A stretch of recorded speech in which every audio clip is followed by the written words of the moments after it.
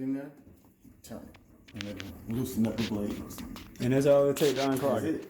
it. With that Bluetooth. That's it. Oh, dang. Yeah, when some of our houses don't come with garbage disposal, but the ones that do, we leave them here.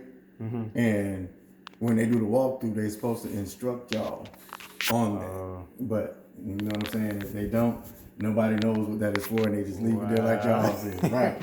But if it ever gets stuck and you stop hearing the humming noise, it's also a reset button. Oh, it's a button under there too. Yeah, it's a red button. Well, y'all, yeah, it's red right now.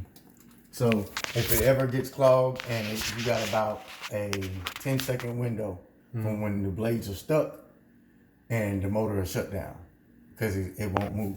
So instead of burning out, it just won't do nothing at all.